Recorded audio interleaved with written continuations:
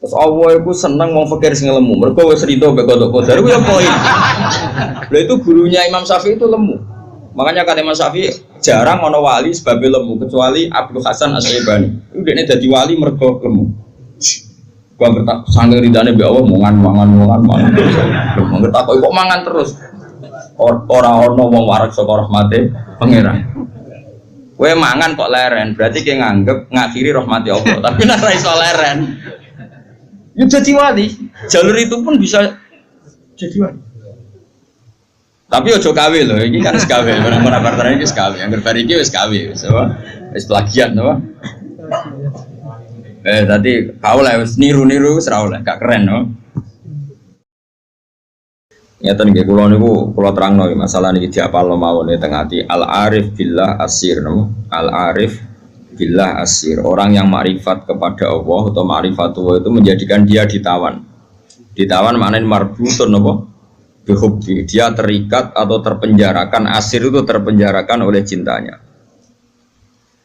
Kalau akhir-akhir ini sering neliti ya, fungsi maknawi belafdi di semua ayat Quran, di semua ayat Quran. Misalnya nyata. Orang itu misalnya dulu sering maksiat, kemudian oleh fikih ditata, orang tukang maksiat itu ditawan itu orang Indonesia gitu di penjara, misalnya maling, bajingan ya, itu kalau di penjara kan terus gak iso maling meneh, terus gak iso bajingan meneh, mesti di penjara, di borgol atau di sel, kemudian itu nyata tapi fisik, fisik. Dia mungkin tetap bisa koordinasi anak buahnya lewat penjara kalau dijenguk atau apa, sehingga banyaklah pengedaran narkoba sampai penjara karena yang di penjara hanya fisik.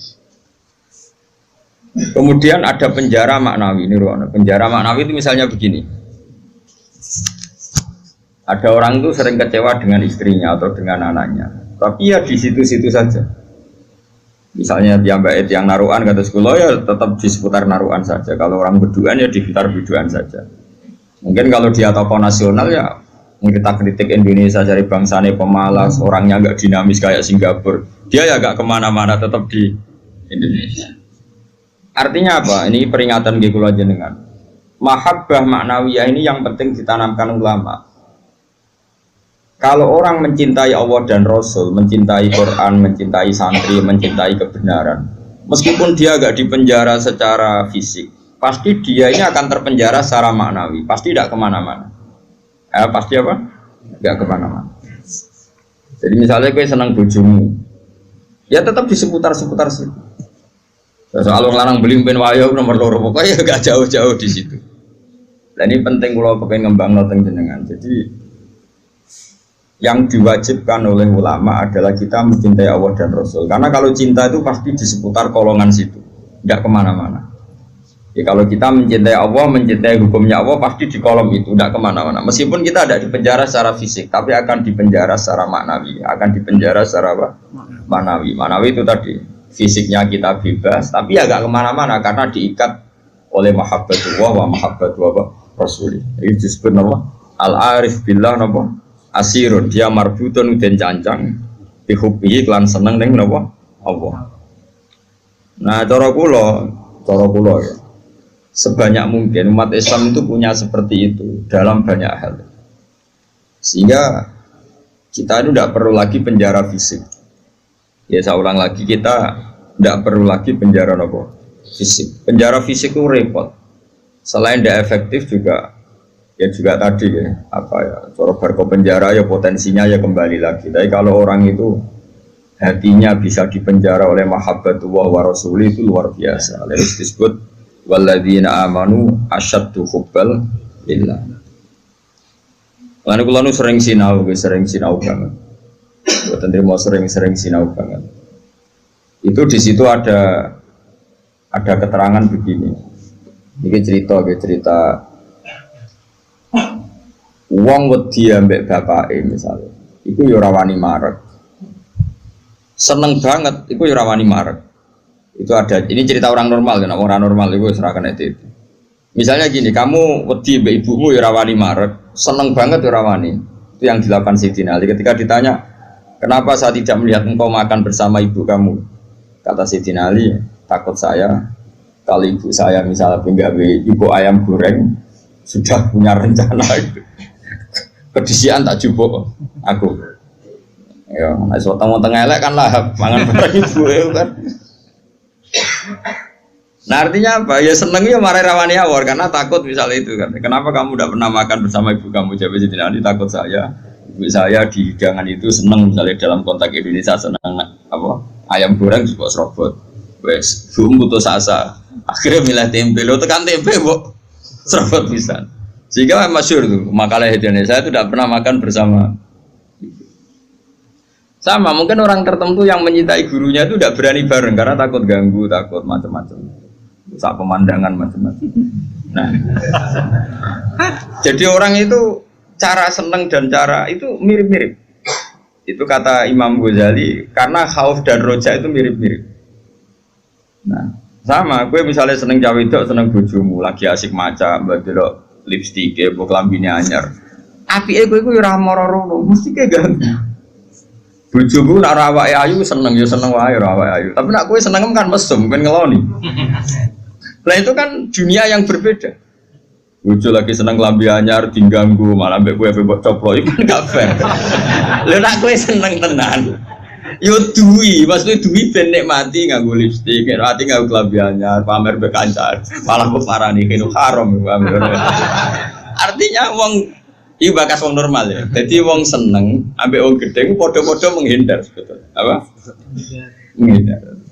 Wong ora normal iku ora ukuran ya, ora ukuran. Wong ora normal iki ya angel ya. Nah, sehingga kenapa ada wali ditanya, kapan kamu menikmati Allah? Jawabnya dia dulu, ketika saya menjauh dari Allah. Bukan menjauh dengan makna orang fasik itu enggak. Dia menghindari sesuatu yang terkait Allah karena malu kalau ganggu. Makanya saya pernah cerita di ngaji ini, ada wali yang dia jadi wali karena sholat di shaf awal. Dia malu kalau dipanggil Allah kok tidak yang terdepan, sehingga dia sholatnya shaf awal terus. Ketika dia merasa wali paling elit karena yang amal seperti itu, ternyata diberitahu sama Allah kalau wali yang kelasnya dia itu yang sholat di pagar masjid, bahkan di luarnya. Ketika yang di situ, kenapa kamu wali juga udah sholat di belakang? Jawabnya, aku ibu izin.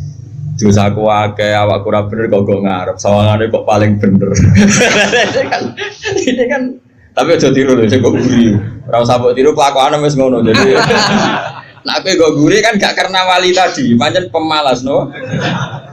Iku wis ora wali. Umpama niru-niru ya sekawe, Kang, ora asli. Maksudnya sing wali asli sing tak critakno iku. Nek kowe niru-niru kan wis kawe, iku wis gak sah cara wis. Terus plagiat cara ning kampus.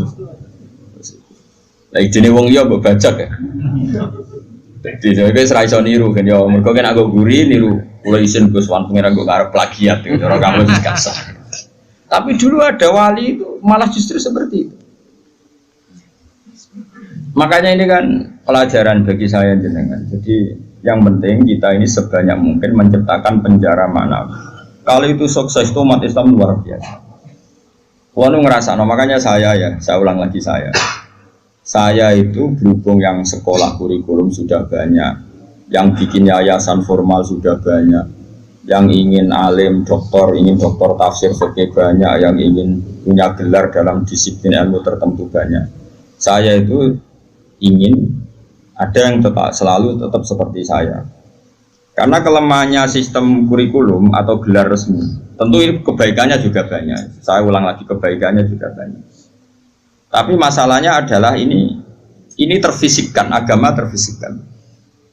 Saya beri contoh gini, ini yang nyata, bukan jari. Saya punya teman, dia cara berpikir, Gus kita harus bikin kurikulum. Karena kalau kita tidak punya dokter fikih atau dokter tafsir atau dokter ahli sunnah pokoknya. Lalu nanti yang jabat di Kemenak itu orang-orang Wahabi atau Salafi Wahabi, nanti ya kebijakan Indonesia diarahkan Salafi Wahabi. Jadi lama-lama kayak Wali Songo itu tidak dikatakan pusat sejarah tapi pusat kemusyrikan. Karena rombongan Wali Songo ini rombongan kemusyrikan. Mau ketuanya ya ketua. Jadi nanti mereka. Nah, tapi kalau yang megang di departemen itu orang-orang Sunni kan mesti diarahkan ke Sunni juga. Oke itu baik sekali. Tapi saya bilang gini, secara matematika bisa dihitung. lembaga kenegaraan, departemen, Kemenak lah dalam konteks kita karena santri misalnya Kemenak, itu hanya berapa juga? Paling yang ngurusi haji, ngurusi ini itu, ngurusi pernikahan, ngurusi pengadilan agama. Lembaganya itu bisa dihitung, taruh saja 10. 10 terus jumlah yang ditangani hanya berapa kasus? Bandingkan kalau kita, saya ulang, tapi ini tetap penting, saya ulang lagi tetap penting. Ada teman-teman kita di situ dan tentu syaratnya yang punya gelar. Kan nggak mungkin kayak ngelamar jadi dirjen haji terus jeneng sopo Ruhin karir sabar fakir suwi itu ya prestasi. Itu kan poin, cara pengiran poin, tapi cara negara kan enggak. Oh, cara pengiran poin kang nyabari nasib suwi itu cara pengiran poin. Terus wis wanen itu cara pengiran yo poin. Ada hadis Allah itu malu nyiksa orang sing wis wanen. Oh itu cara agama poin, tapi cara negara kan enggak. Terus Allah itu senang mau fakir sing lemu. Mereka wis rido mbek kodok kodar itu ya poin. Lah itu gurunya Imam Syafi'i itu lemu. Makanya kata Imam Syafi'i jarang ono wali sebab lemu kecuali Abdul Hasan Asy-Syaibani. Itu dekne dadi wali mergo lemu. Gua ngertak sange ridane mbek Allah mangan. Ngertak kok mangan terus. Ora ono wong warak saka rahmate pangeran. Kowe mangan kok leren, berarti kowe nganggep ngakhiri rahmati Allah. Tapi nek ora iso leren ya jadi wali, jalur itu pun bisa jadi wali. Tapi ojo kawe loh, ini kan sekawe, orang-orang partner ini sekawe, yang berbariki wis kawe, wis plagiat, no? Tadi kau lah, niru serau lah, gak keren, no? Terus sekarang kita hitung, ruang ini nyata ya, dan saya sering ya berdebat seperti ini atau mikir seperti ini, karena saya ketemu berbagai pihak, ya tentu yang baik, yang punya mental ad-dinu an-nasiha, ya punya mental nasihat itu iradatul khairin apa? Liwiri selalu berkeinginan baik untuk yang lain. Lalu ada kiai-kiai kultural kayak Pondok Sarang, Lirboyo, Sidogiri, pondok-pondok besar. Ini kan nggak ada gelar. Tapi setiap di pondok itu diajari madzhab ahli sunnah wal jamaah. Ono sing kerja temangsang yang pedalaman Kalimantan, ono sing bisnis bongkrat buangkrut nganti tuwek melarat, ono sing sugih mergo diorder dari guru privat, ono sing sugih mergo dikultusno dukun nak ndonga mandi, macam-macam. Nah ini kan dari berbagai lini, ono kabeh. Ono sing darani wali, terus rambutnya gondrong, geng, macam-macam. Terus wong yakini nak rambutnya ra kena dipotong, terus adol godri yo larang, macam-macam lah. Pokoke macam-macam jenisnya macam-macam. Sing sowan yo macam-macam. Pejabat kepentok pangkat sowan. Ono sing sowan tok njuk ngombe, ono sing njuk godri, ono sing njuk donga. Kula nak maca piyambak abot iki kula sangoni wong jenengan sing maca, macam-macam lah. Wong suka ora ngajar kiai di order. Akhir kon maca dhewe mboten saged iki. Kula tok salam template jenengan sing maca. Kiai ne wong dhuwit ku ya penting. Iku yo pinter, dhuwit ditampa terus ngombeni banyu didongani kon ngombe. Wong percaya yakin ya lalah manci. Macam-macam. Tapi ini nangani ribuan orang, mungkin jutaan orang, dan karena yang nangani ini orang-orang ahli sunnah, maka mereka akan mengembangkan mazhab apa? Ahli sunnah. Saya itu berkali-kali cerita di mana-mana. Saya itu punya teman dulu sekolah itu goblok era karuan, terus melarat goblok kritik. Woi ora tau munggahin sekolah. Wireng pisan, lumayan kue putar, irang. Itu sekolah atau munggah. Senengane jaduk bocah. Pokoknya seneng jaduk. Dia itu kerja di pedalaman Kalimantan. Kerja betul, dulu juga ada HP, dia punyanya surat. Gus kulon itu teng pedalaman Kalimantan. Itu tiang-tiang tak ajak Jumatan, tak ajak sholat zuhur. Dia eling, sisa-sisa fikih eling. Kalau dalam mazhab Syafi'i, orang yang tidak mustautin itu kan tidak wajib Jumatan. Dan kalau jumlahnya tidak 40, tidak usah Jumatan, hanya sholat apa? Zuhur. Masih ingat ya orang goblok banget, mondok suwi. Mondoknya bareng pulau. Akhirnya singkat cerita, tiap neng pedalaman Kalimantan itu dia gaya musola kok bekas-bekas kali. Ya terus kalau Jumat mereka jak dhuwur gak gelem. Padahal enggak 40 juga tidak mustautin penduduk yang punya kampung. Alasannya mau wong awam, Pak, wong Jumat kok dhuwur. Terus dia takut aku, Gus apa boleh dhuwur? Apa boleh apa? Jumatan, tak jawab boleh. Ini kalau madzhab lah sebelum Jumatan. Singkat cerita, dia tersiksa. Dia ini cerita di penjara ya, karena dia orang soleh dan dia nganggap itu sholat penting. Bukan sekedar sholat penting, juga penting mengajak orang lain sholat. Wes kere temangsan yang tengah alas, ijek buruane polisi zaman dicek jenenge ilegal logik. Ya tetap nganakno musala. Juga komunitas sholat, mahabbah yang Allah dan Rasul. Tapi kalau kita membiasakan anak, jom gue sekolah IAIN, jom gue sekolah Alia, ben gue iso ning Al Azhar, ben iso ning Umil Qura, kok gue LC, terus payu ning departemen. Gue nak dong mimpin agama bentuk gaji. Dalile fid dunya hasanah wa fil akhirati hasanah. Nah, tapi problem yang jenis ini adalah ketika negara nak menggunakan, dia akan putus asa. Ketika yayasan besar nak menggunakan, dia akan putus asa. Ngalor ngidul gue ijazah. Sesuai golek dukono ning gone wong sing ra digelar. Nah, ini kan sama-sama problem. Artinya kita sebagai ulama harus beda. Meskipun kita saling mengakui tapi harus beda. Terus ada lagi teman saya, dia hidup di Sulawesi. Dia sama kerja di Kayunan. Itu kalau mau cari masjid, itu 4 jam. 4 jam dari dia di tempat kayu tadi. Mau masjid jam 11, masjidnya cek kuncinan. Akhirnya dibuka-buka dewi, disapo-sapo di dewi. Sadar. Baru sing lucu gini, memang soleh gue. Sing sitok itu alumni Sarang, ketemu alumni Lirboyo. Ono grupnya ketemu alumni Tegalrejo. Ini orang-orang yang nasibnya itu gak jelas, tapi dibawa, ini betul nyata, dibawa oleh agamanya ketemu di titik masjid. Kang, kenapa gue eling Jumatan? Jadi kami ini tahu modal, berang tahun, 4 tahun. Lah kok terima detik ini, bisa ngaji tenangan, macam-macam lah. Akhirnya di masjid itu ketemu sekian alumni pondok besar, cocokan nasib, cocokan ibadah, cocokan macam-macam. Jajal sampean. Saya itu pernah ke PJTKI.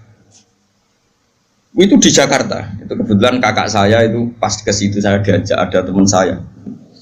Suwandri orang wong jenenge Hamid.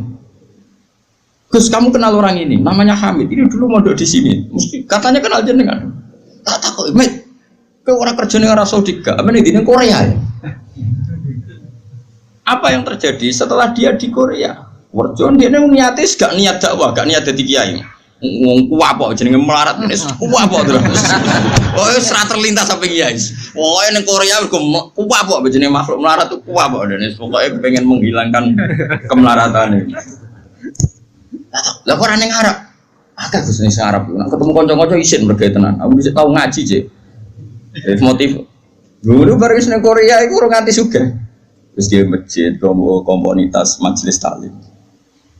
Ya mergo dia dipenjara oleh amari pangeran, oleh perintah pangeran nak urip iku kudu apik lan aja wong.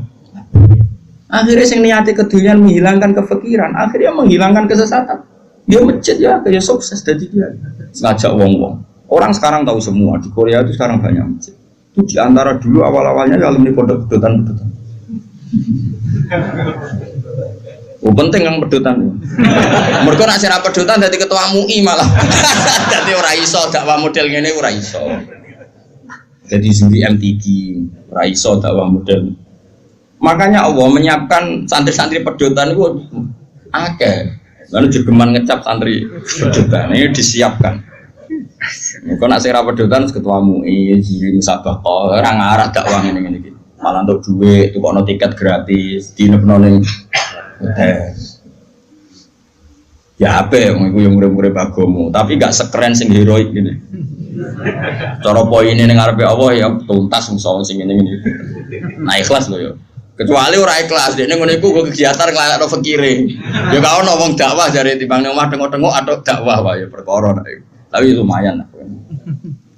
Singkat cerita gini, ini yang perlu jadi madhab saya dan saya fatwakan terbuka seperti ini.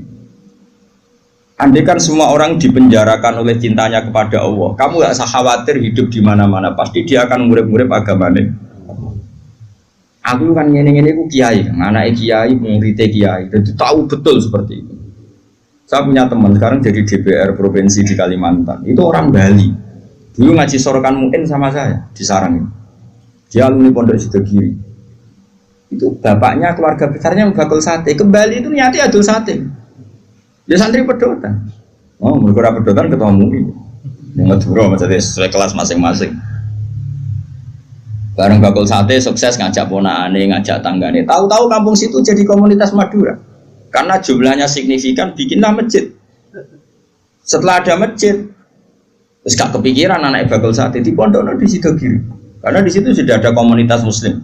Ono majelis taklim, ono muslimatan, fatayatan macam-macam.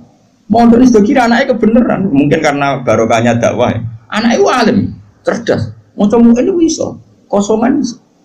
Di Sidogiri tamat masih mondok lagi ke sana. Langsung tingkat berapa dulu yang ngetes saya dulu? Ya langsung alim. Coba. Jadi artinya gini loh, orang-orang yang dipenjarakan oleh mahabbatu wa rasuli, kere yo gawa agama, suga yo gawa agama, temangsang yo gawa, kemana-mana bawa. Dan lucunya kita sebagai pakar agama malah membatasi, cung sekolah sing ono gelar, ben iso dadi ngene dadi. Ini menurut saya pembatasan, tapi tetap boleh. Saya ulang lagi tetap boleh. Nek sing bakate di gelar ya di gelar enggak apa-apa. Tapi harus ada ulama yang kayak saya. Lah kula mungkin suatu saat mungkin bisa saja Hasan nanti punya gelar enggak masalah. Bisa saja anak sana punya enggak masalah. Tapi tetap tak cekoi pikiran seperti ini sehingga kalaupun punya gelar, gelar itu tidak mengikat hanya membidik departemen atau yayasan tertentu. Tetap yang dibidik itu dakwah ilallah wa ila rasul. Ini penting dan saya akan berkali-kali ngomong gini terus sampai saya mati. Bila perlu matiin aku wali sing urip tak peduli ya. Asal sing urip ya wali bisa. Kan ono sinyale lah nek ono ana wali kan angel petuane. Kan gak sambung. Sinyale beda. Sing wali padha waline iso calling-callingan ning sak gambare. Sing ora kan wis berat. Nggih, wali ku kelas kan. Wali ku beda. Kaya Nabi Yakub, Nabi Yusuf itu manusia digoda Zulaikha meh tertarik. Bareng meh tertarik, mulai rontok sawat bapake tewakuk. Padahal bapake ning Syria ning Kanaan, Nabi Yusuf bedane ning Mesir. Piye gitu. Bapake ning Syria, gawe kepae ning Palestina. Nabi Yusuf kegoda Zulaikha ning tewakuk bapak. Anake Nabi kok. Lah kowe sing nabok sapa ra demenan. Ora ono sing nabok. Bapakmu ra wali, kowe ra wali, lingkungane ya ora wali. Mulane dadi ngene iki sampe. Semuanya agak menunjang. Ya, tapi pangeran ngersakno rahmat Allah jembar jute ya udah apik. Buat jalalan ngalor ngidul, go kita apa iki? Nasohil belepat ngalor ngidul. Nah menurut saya yang penting sekarang adalah menciptakan mahabbatu wa mahabbatu rasuli secara permanen itu jadi malakahnya, mentalnya, darah dagingnya sehingga hidup di mana-mana itu ilallah wa ilah rasul. Apalagi kita dalam konteks Indonesia, orang tahu semua lah, kalau Islam ke Indonesia itu dibawa oleh pedagang, semua sepakat mengambil gelar pedagang. Ada pedagang dari Gujarat, dari India, dagang di Indonesia. Niatnya dagang rempah-rempah, ya kepengen sugih. Tapi mereka ini santri, mereka ini orang ora iso golek donya tok ora iso, tetep nang aja akhirnya ngajarkan Islam. Nggih betul. Itu pedagang apa kiai? Pedagang apa ketua MUI mereka di apa dokter fikih ndak, apa dosen IAIN ndak, apa kiai sing dibenom negara ndak. Ya pedagang ya wong kedonyan nih. Mulane harapan kowe kedonyan iki jek tinggi. Tapi asli kedonyan probleme ku asli. Maksudnya ku biasa golek donya tok ora ngurusi agama, itu yang kasus itu. Itu yang bawa Islam ke Indonesia, mbok kira siapa? Pedagang. Terus sekarang jadi Islam seperti ini, ada wali songo, ada apa? Pertama yang bawa Islam itu pedagang, bukan kiai.